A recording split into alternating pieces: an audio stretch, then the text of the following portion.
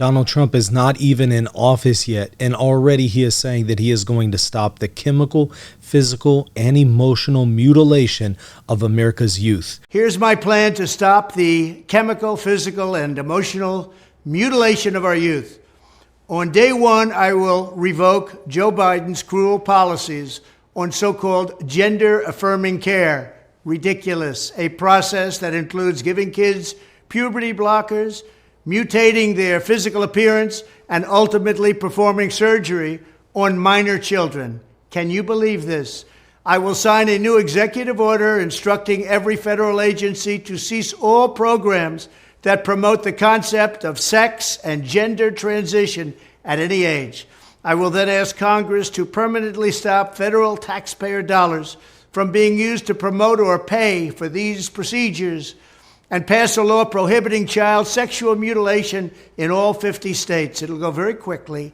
I will declare that any hospital or healthcare provider that participates in the chemical or physical mutilation of minor youth will no longer meet federal health and safety standards for Medicaid and Medicare and will be terminated from the program immediately. Furthermore, I will support the creation of a private right of action for victims to sue doctors who have unforgivably performed these procedures on minor children. The Department of Justice will investigate Big Pharma and the big hospital networks to determine whether they have deliberately covered up horrific long-term side effects of sex transitions in order to get rich at the expense of vulnerable patients, in this case, very vulnerable. Wow, he's really going in on this.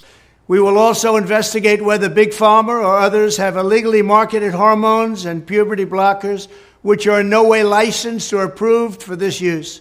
My Department of Education will inform states and school districts that if any teacher or school official suggests to a child that they could be trapped in the wrong body, they will be faced with severe consequences, including potential civil rights violations for sex discrimination and the elimination of federal funding.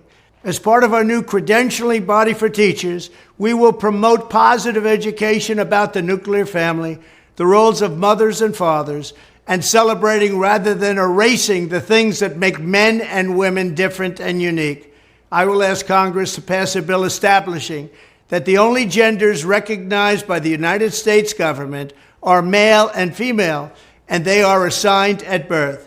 The bill will also make clear that Title IX prohibits men from participating in women's sports, and we will protect the rights of parents from being forced to allow their minor child to assume a gender which is new and an identity without the parents' consent.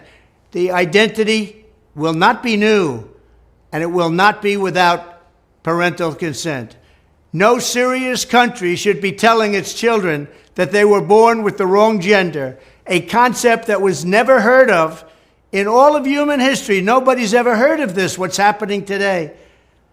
It was all when the radical left invented it just a few years ago.